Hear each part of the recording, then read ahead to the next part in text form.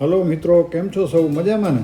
ચાલો મિત્રો, સ્વાગત છે આપની ચેનલ ફરતો ગુજરાતી પર. ને મિત્રો, આજે આપણે બનાવશું દૂધી સાથે ચણાની દાળ.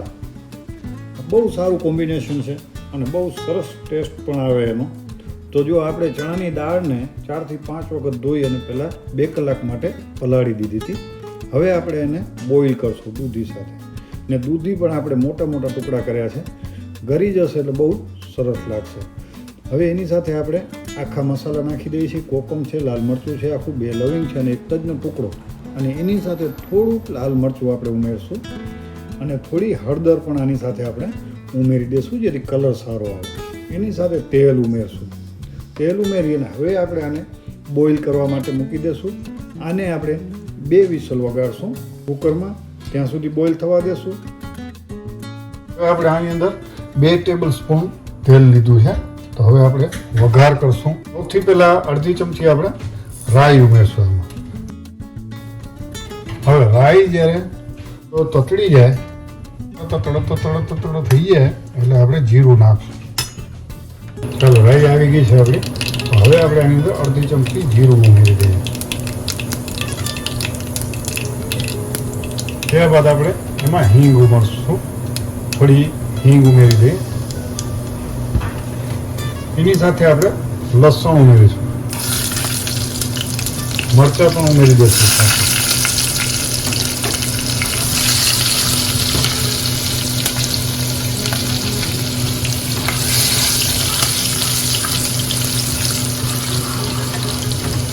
આજે આપણે લસણ જે છે ચોપ કરીને લીધું છે એટલે આપણે પહેલાંથી ઉમેરી દીધું છે.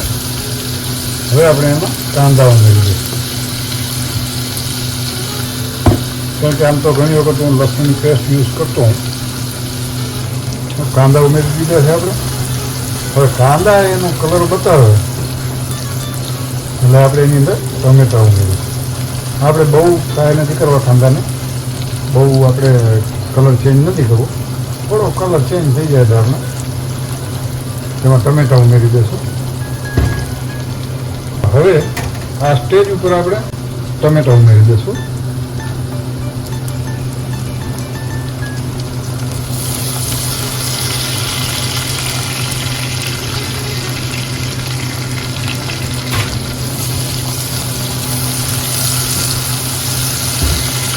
હવે આપણે ફ્લેમ થોડી સ્લો કરી દઈશું. ત્યારબાદ તેમાં આપણે નિમક ઉમેરીશું. નિમક ઉમેરી દઈશું કારણ કે આપણે જ્યારે દાળ બોઇલ કરી ત્યારે આજે નથી ઉમેરી, લઈ ગયું છે એટલે હમણાંથી. હવે આપણે ટમેટામાં ઉમેરી દીધું છે એટલે ચાલશે.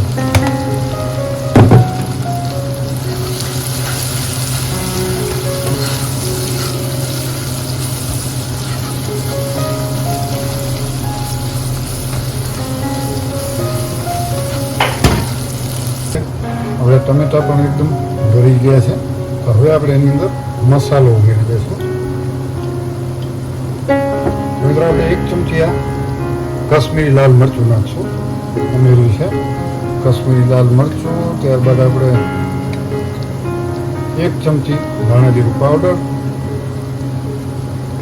અડધી ચમચી આપણે હળદર ઉમેરીશું.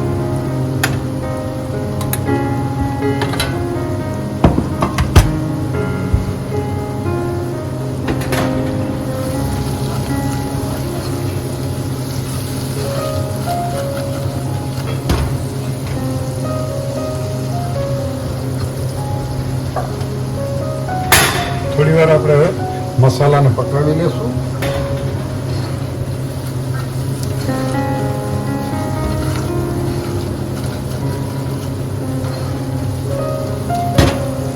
હવે મિત્રો, આપણે મસાલો જેવો પાકી ગયો છે અને તેલ પણ છૂટું પડે. થોડું પાણી ઉમેરીશું આની અંદર. હજી આપણે પેલું જે આપણે બોઇલ કરી છે દાળ, એ જ પાણી ઉમેરીશું થોડું, એટલે મસાલા આપણે બળી ન જાય.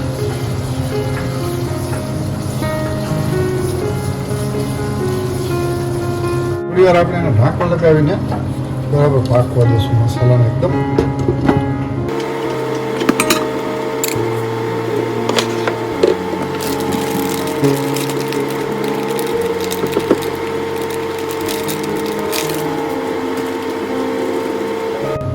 મિત્રો, તો હવે આ સ્ટેજ ઉપર આપણે આ જો મસાલો આપણો એકદમ રેડી છે અને તેલ પણ છૂટું પડી ગયું છે મેથી, એટલે મસાલો આપણો પાકી ગયો છે. તો હવે આપણે એની અંદર આ દૂધી અને દાળ જે બોઇલ કરીને રાખ્યા છે તે આપણે ઉમેરી દઈશું.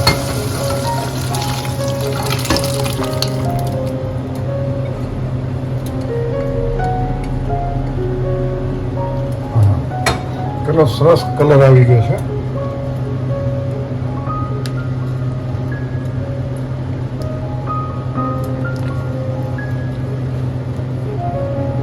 દાળ આપણી એકદમ ગળી ગઈ છે.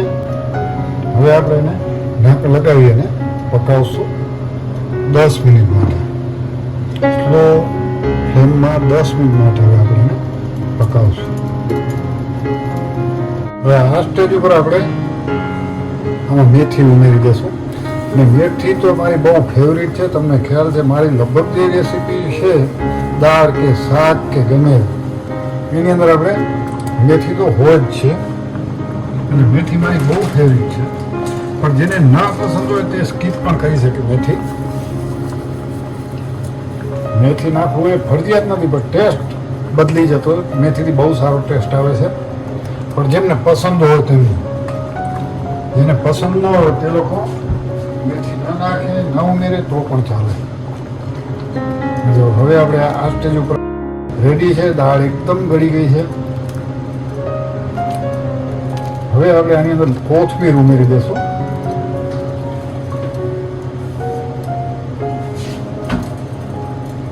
પહેલું આપણે આમાં થોડોક ગરમ મસાલો ઉમેરીશું. તો આટલો આપણે ગરમ મસાલો ઉમેરશું આમાં, 1 ચપટી જેટલો.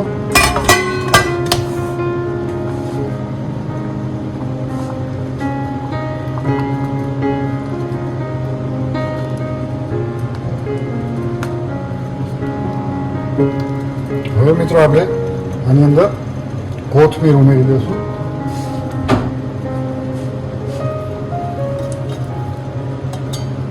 ચલો હવે કોથમીર પણ આવી ગઈ.